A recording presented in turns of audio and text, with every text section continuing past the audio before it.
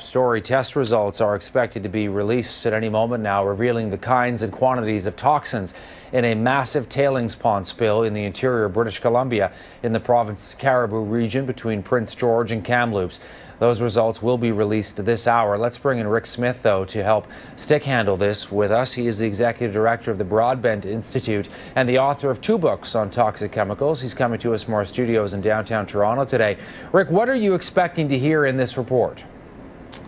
Well, by definition, this report's going to be preliminary because this spill had 2 components: about 10 billion liters of water, but about 5 million cubic meters of fine sand.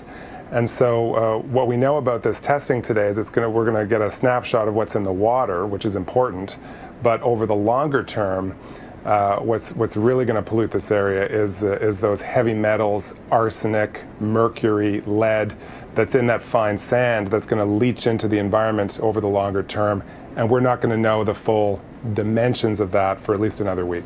So 10 million cubic meters of water and 4.5 million cubic meters of potentially toxic silt is what we're talking about here, Rick. Yeah. The Premier, Christy Clark, saying initial test results are promising.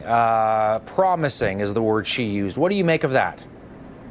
Well, given that we don't have the numbers, it's hard to know what to make of it. But I got to say that the Liberal government of British Columbia does not have a lot of credibility in this case. I mean, there's no question that the buck stops with the provincial and federal government with this disaster.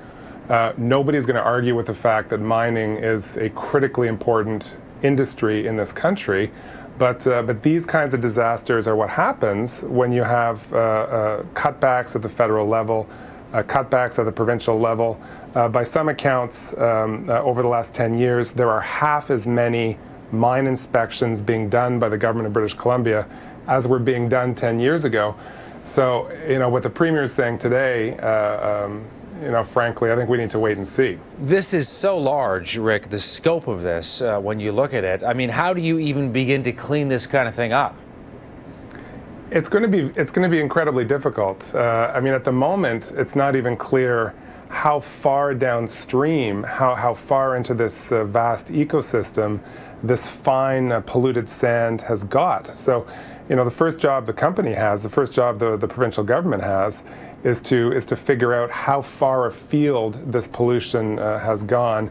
And again, we're not going to find that out today. It's going to be weeks and months until we find that out. It's going to be incredibly expensive, and it is just a tragedy that the provincial government allowed this to happen in the first place. Rick, thank you for taking time to talk to us today. We're going to continue to follow this story, and we appreciate your insights, though, on it.